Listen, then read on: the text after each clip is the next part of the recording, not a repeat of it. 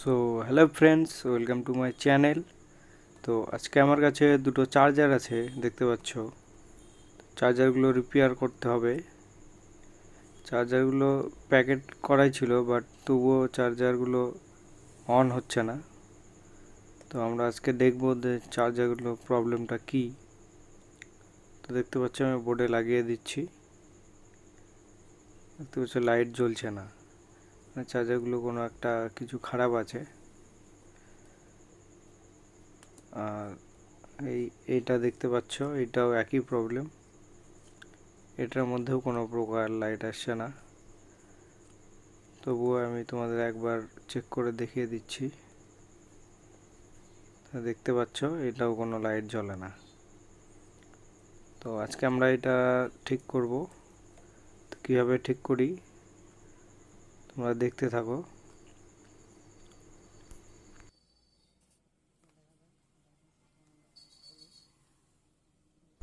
তো প্রথমে আমি এই চার্জারটাকে খুলে নিই, খুলে দেখি ভেতরে যে কী প্রবলেম আছে। তো চার্জারটা খুলে গেছে, হ্যাঁ দেখতে পাচ্ছ। চার্জারটা এমনি তো দেখতে ঠিকই মনে হচ্ছে, কোনো তার খুলে যায়নি, সব লাগানোই আছে। তাহলে এটা কী প্রবলেম হতে পারে দেখি।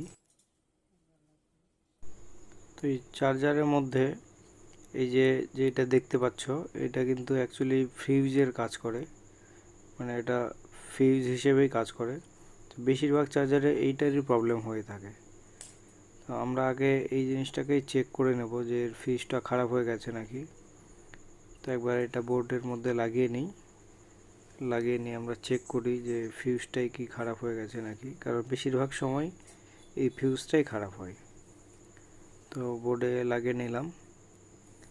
আর আমার কাছে দেখাচ্ছি তোমাদের, এরকম একটা তার আছে।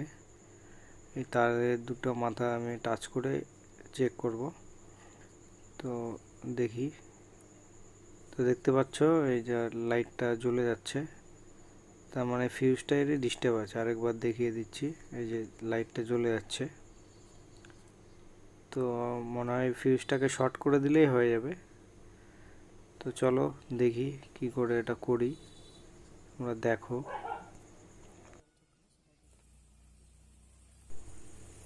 প্রথমে বোর্ডটাকে উল্টে নিলাম, নিয়ে এই যে মেন তারটা দেখতে পাচ্ছ যেটা দিয়ে কারেন্ট আসে, সেই মেন তারটা এই ফিউজের মাথা থেকে খুলে এইটাতে লাগিয়ে দিলে, ডাইরেক্ট করে দিলেই হয়ে যাবে। তো আমি কীভাবে করছি তোমরা দেখো। তার আগে আমি তাতালটাকে একটু হিট করে নিই। হিট করাই আছে, একটু জুম করে নিচ্ছি। তো এই তাতাল দিয়ে এটা খুলে নেব আগে। প্রথমে খুলে নেওয়ার পর যে তারটা খুললাম সেটাকে ডাইরেক্ট একদম ফিউজের এই মাথাতে লাগিয়ে দেব, যাতে চার্জারটা ডাইরেক্ট হয়ে যায়।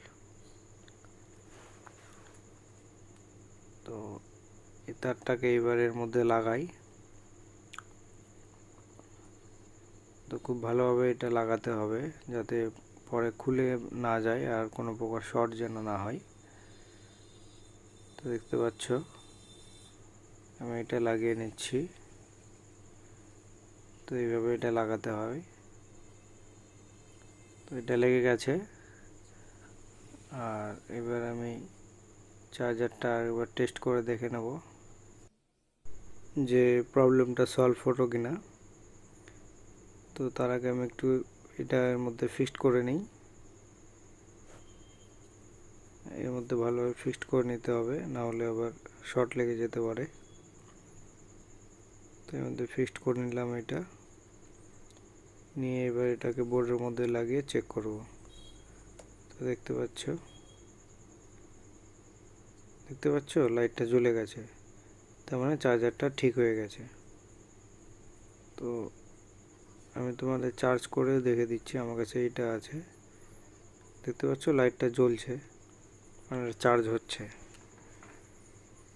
অফ করলাম, আবার অন করে দিলাম, এই যে লাইটটা আবার জ্বলছে। তো চার্জারটা ঠিক হয়ে গেছে।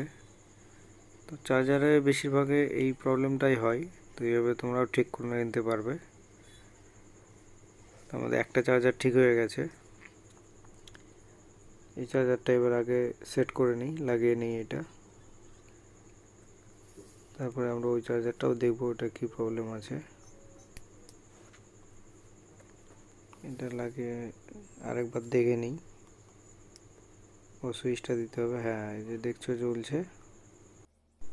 তো আগে এটাকে প্যাকেট করে নিই, প্যাকেটের মধ্যে ভরে রাখি, তারপর ওইটা খুলে দেখব। তো এটাকে প্যাকেট করে দিলাম, এটা সাইডে রাখি। তো এটা দেখতে পাচ্ছ, এটা একবার খুলে নিই, খুলে নিয়ে দেখি এটারও কি একই প্রবলেম নাকি এটা অন্য কোনো প্রবলেম আছে। তো দেখতে পাচ্ছি আমি খুলে নিলাম, এবার ভেতরে দেখি তারগুলো সব ঠিকই আছে, তারে কোনো প্রবলেম নেই মনে হচ্ছে, তারগুলো লাগানোই আছে। তো এইখানে মনে হচ্ছে প্রবলেম, আমি দেখাচ্ছি তোমাদের। এই যে এই জায়গাটা দেখতে পাচ্ছ, এই জায়গায় রাংটা উঠে গেছে, মানে জ্বালাইটা খুলে গেছে। তো এটা একবার লাগিয়ে দেখব যে এটা লাগানোর পর কি অন হয় কি না, নাহলে আমরা অন্য কিছু চেক করব। তো এটা আমি তাতাল দিয়ে ভালো করে লাগিয়ে নিই আয়রন দিয়ে, লাগানোর পর দেখি কি হয়। তো ওটা লাগিয়ে দিলাম, লাগানোর পর এবারে একবারে প্যাক করে দিই, দিয়ে চেক করি, কারণ এইটার মধ্যে ওইটাই প্রবলেম ছিল। বোর্ডের মধ্যে লাগিয়ে দেখছি এই যে জ্বলছে, মানে এটা ঠিক হয়ে গেছে। চার্জ করে একবার আমি তোমাদের দেখিয়ে দিই। তো দেখতে পাচ্ছ এই যে এটা জ্বলছে, মানে এটাও ঠিক হয়ে গেছে। তো এইভাবে খুব সহজে চার্জারগুলো ঠিক করা যায়, চার্জারে খুব বেশি কিছু একটা প্রবলেম হয় না। তো এইভাবে চার্জারগুলো ঠিক করা যায়। তো আজকে ভিডিওটা কেমন লাগলো তোমরা অবশ্যই কমেন্ট করে জানাবে, আর আমার চ্যানেলটাকে অবশ্যই সাবস্ক্রাইব করে নেবে, পাশে থাকা বেল আইকনটা প্রেস করে অলে সেভ করে নেবে। আর এতক্ষণ ভিডিওটি দেখার জন্য অসংখ্য ধন্যবাদ। আশা করছি ভিডিওটি দেখে তোমরা কিছু শিখতে পেরেছো। Thank you.